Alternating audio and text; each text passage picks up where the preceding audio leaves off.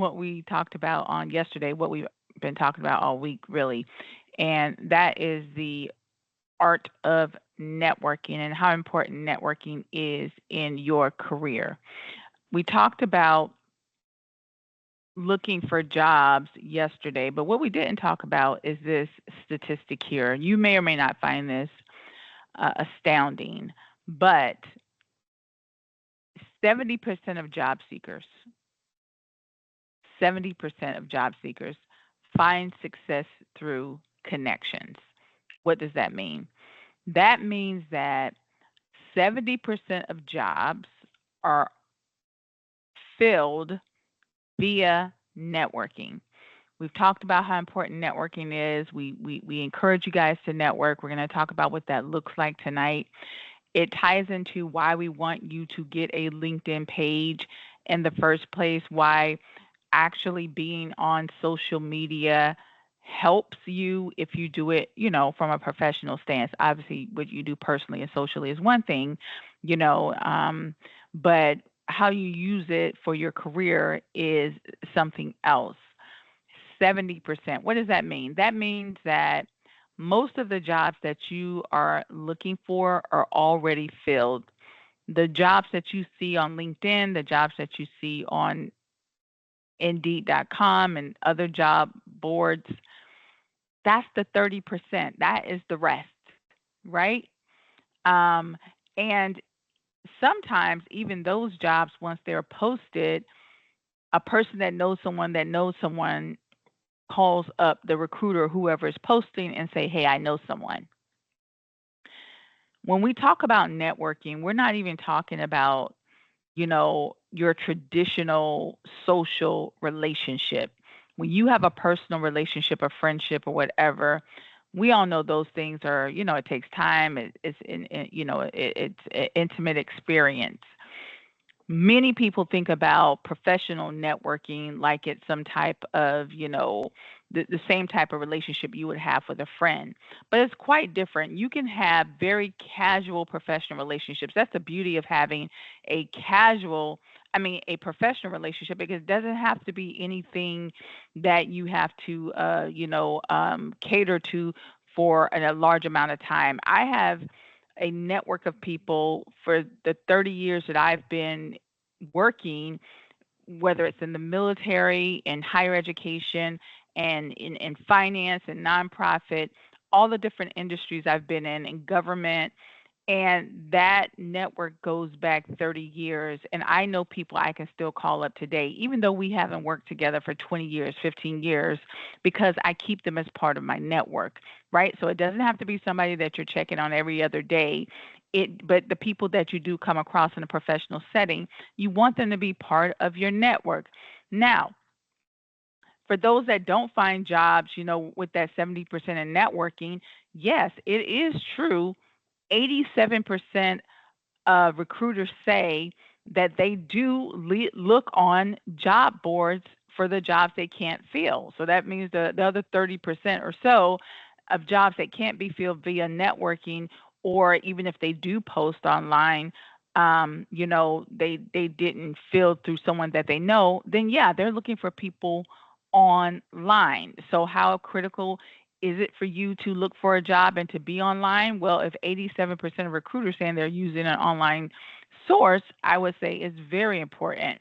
You know, Now I am going to say checking their website is even more efficient than using a LinkedIn or an Indeed, because sometimes that information is not up to date. That's why we tell you guys to do your research on companies. You have to know who's in your industry. You got to know who the major players are so you'll know where to go. You don't have to rely on a LinkedIn or Indeed.com or other job boards and waiting for them to post, because sometimes companies don't post right away. They can have a position open. Obviously, they're going to check their network first. Then they're going to post it on their website. Then they may post it onto LinkedIn or Indeed later. It may be a week later, 2 weeks later. Sometimes it's not always at the same time as when they put it on their website. And the early bird gets the worm. So you don't want to, put yourself in that pool of people that are just utilizing Indeed and LinkedIn and those job boards to find jobs. Many people will say it's very, very difficult to find a job using those platforms. Give me a thumbs up if you agree that using those platforms may seem a little like, oh my God, am I ever going to get this job? And it also, it does require you to put out a lot of resumes. I've told people it is not uncommon to put out 100 resumes, to apply to 100 jobs over a 90-day, you know, term range. That is not unheard of. In my industry, I hate to tell you, sometimes 200 is normal. Depends on where you are in your career. That is not unheard of. I know people put out 50 resumes and they think that, the world is ending. People put out 30 resumes and they think, oh my God, I'm never going to get a job. I'm like, well, you got to think about it. If you are up against hundreds and hundreds of other people that have seen that same job posting and they also feel as if they are the best man for the job, right? And so what is going to happen where those companies that do post online, many of them are going to use applicant tracking systems because, and you see here it says 75% use them because when they do post online, they know that they're going to get hundreds and hundreds of applicants. And unfortunately, a lot of people are not qualified, but that does not stop them from applying. Have people that are saying, well, I'm just going to throw my hat in the ring in case there's a chance that these other people are not anywhere as nearly as unqualified as I am, so maybe, I'm the best of the worst, which is a strategy, I guess. But to combat that, what a lot of companies do is they utilize these ATS systems and they just program the system to look for keywords, which is why we say make sure those keywords are on your resume. And if your resume does not have a certain percentage of these keywords, you just automatically get a denial letter, and a human being has never even looked at your resume, right? So you can see how these systems can be, a bit, challenging in terms of stats and, your ability to get a job if you're not using networking, if you're not going straight to their site, if you're not making sure that you have those keywords, like you are truly doing yourself a disservice. So, we are talking about networking and what that means. Where can you do it? Obviously, LinkedIn, but Facebook as well, Instagram, even Twitter, as long as make sure you put the parameters on there. Um, your existing network, right? There's nothing, to prevent you from going back into your existing network. Let's say that you were in one industry, for those of you that may be in the VA program, maybe you used to be in sales, and you're connected to some people in sales. There's nothing wrong with you letting your sales network know that you're in this industry and connecting with them via LinkedIn. Or some of other of you may have been in a different industry. This is a new industry for you. Let people know, right? You have to start promoting yourself. So let your existing network know. Obviously, recruiters are going to want to know, especially if you're on LinkedIn. A lot of recruiters are on LinkedIn and they pay attention to what you put in your profile. I'll talk about profile in a minute for your LinkedIn accounts that you'll be doing. They look at your profile and they use ATS systems too to go through LinkedIn and to look for keywords in your profile and in your about section to go to your page to see if you qualify for the jobs that they have. Recruiters use it too, which is another reason why you want to have a LinkedIn account. So you don't always have to be doing the chasing. Let some of the recruiters chase you. That's what they're going to do. They're going to go. They're going to do a keyword search, and they're going to look for people that have those qualifications.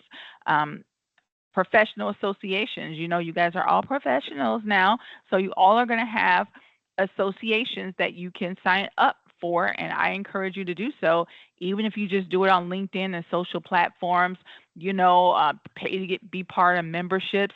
All of that really is networking, guys. Getting information and networking with people. That's why people join those things, right? So don't leave yourself out. Make sure that you try to be a part of something. That's all I'm going to say. Like, don't just be out there willy-nilly trying to just do your career on your own and not network. It's very, very important. So What is it exactly? It's nothing more than talking to people and establishing these relationships. Again, very different from a personal relationship. A professional network consists of people who support you in your endeavor.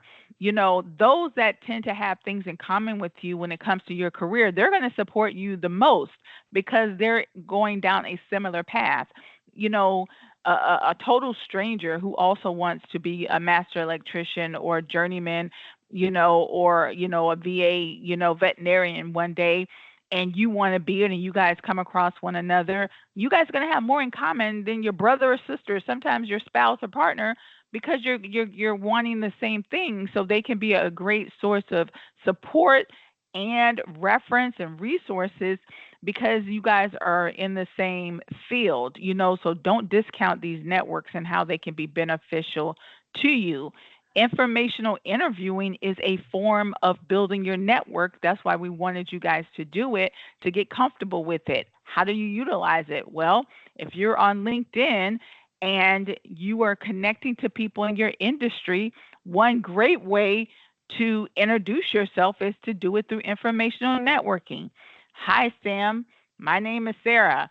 I see you just posted this great video on your website about how your company is looking to train, blah, blah, blah. I would love to learn more about it. Boom, you built your network. And it's professional. People actually expect you to reach out to them, right? That's the beauty about professional networks. People want to be connected. They know that you're not on there if you don't want to be connected. It's not like your personal Facebook page where you're just connecting to people that you know. When you're on a professional page, or even if you have a professional page, the assumption is you want to be connected to as long as it's professional, right? So that's the beauty of professional networks, right? We just say people are people. So the one thing that you want to make sure you don't do, don't ignore your network until you want something, right? So if you see them do simple stuff like, hey, I have this online group I'm starting, give them a thumbs up. Go to the group. Like, don't just reach out to people in your network when you see that they have a job opportunity or something that you want and you've been dormant, you haven't given them a thumbs up, they've posted, they've gotten promoted, they're starting their own business. Like, you want to stay engaged with your network because you do need to build some type of a rapport, but it just doesn't have to be as intimate as it is, in a personal relationship. It's the same thing you would do at a job. So you guys kind of understand what that means. But online, you don't even have the benefit of working with these people on a day-to-day basis. So it really is important for you to show some type of reciprocation when you're building out this network. All right. So clearly, face-to-face networking is the most effective because people get to see body language and things of that nature. But again, there's nothing wrong with virtual networking. It will happen clearly if you have a face-to-face networking opportunity. Bring your business card. It is not proper etiquette to ask for people to pass you their cell phone, or take put your number in their phone in a business setting, because you don't even know if that's, people don't use their personal phone. Sometimes they use their business phone. So people still do expect you to have a business card. So just know that, right? Don't be like, oh, here, let me put my number down on a piece of paper. Like, people expect you to have a business card when you're doing these types of, networking, situations. When it comes to online networking, there is certain etiquette that you have. Chapter 5 talks about that. Most of it is about the language that you use. Most of us know don't use emojis and little what are these things y'all use?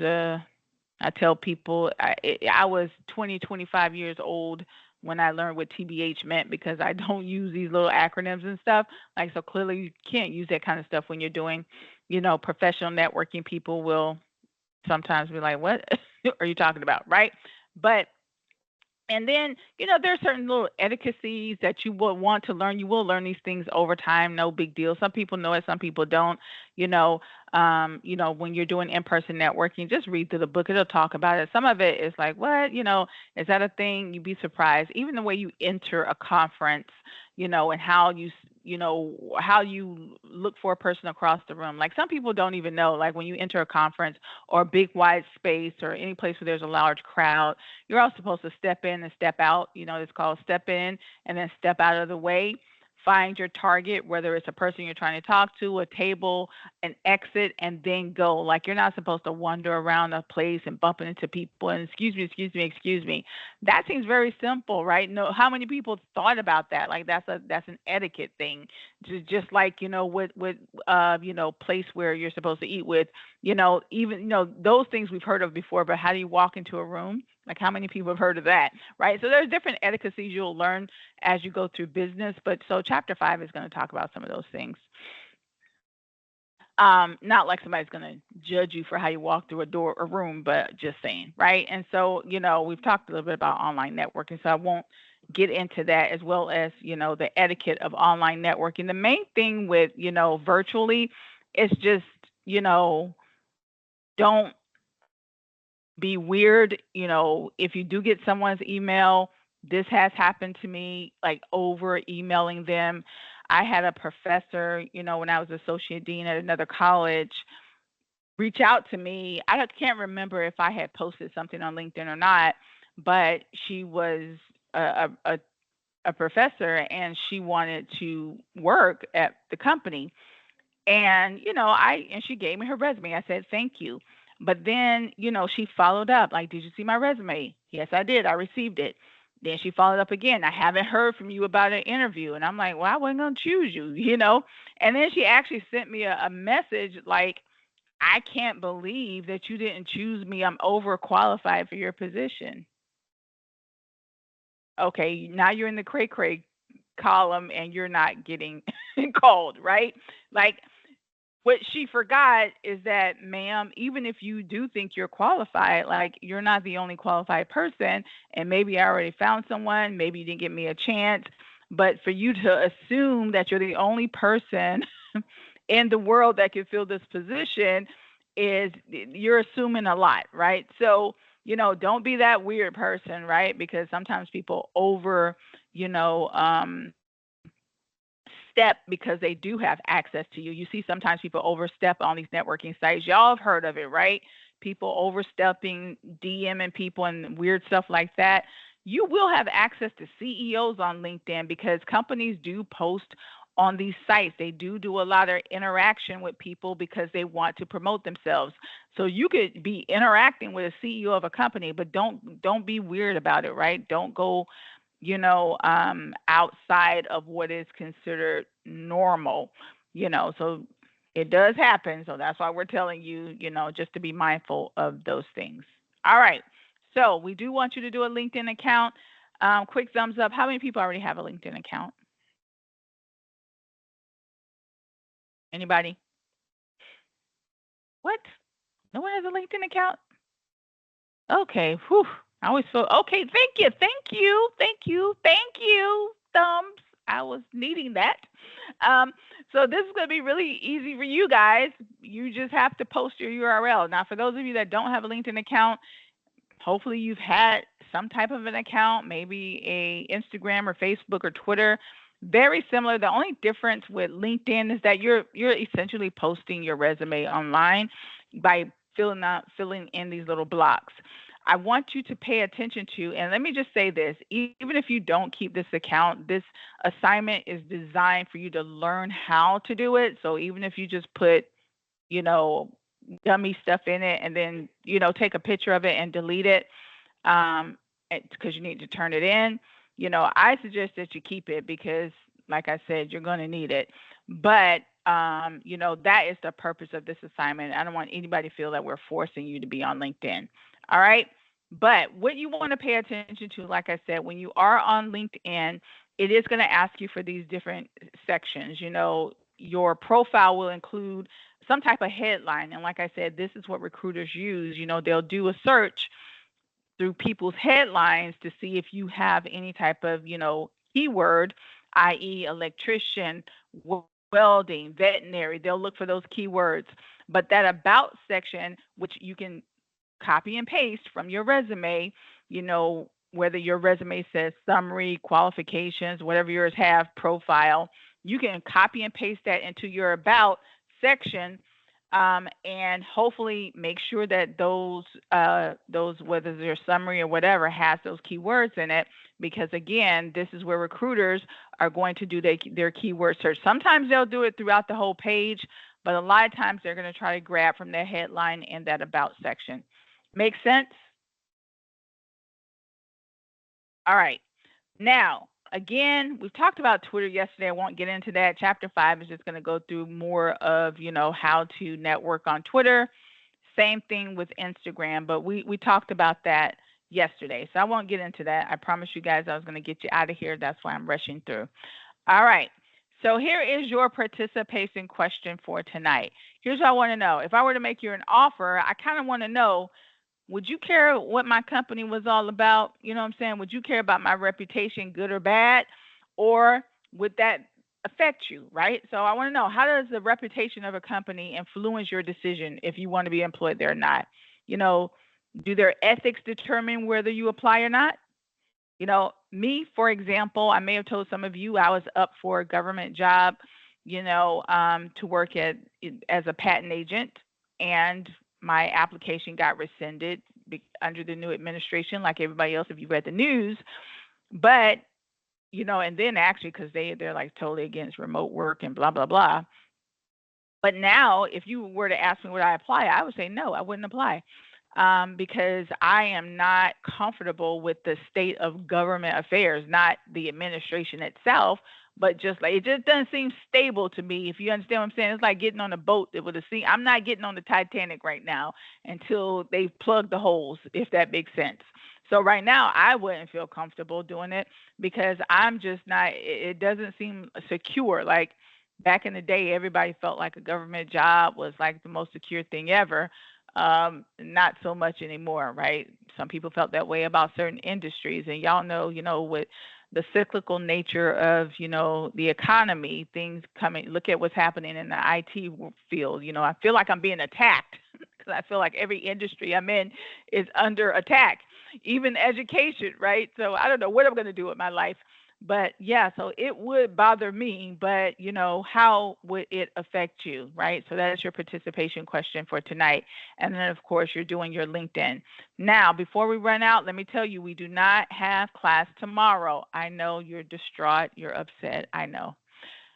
We do not have class tomorrow, so that means I will not see you again until Monday. However, week 5 opens on Friday. We give you that extra day because the course ends on Thursday night of next week.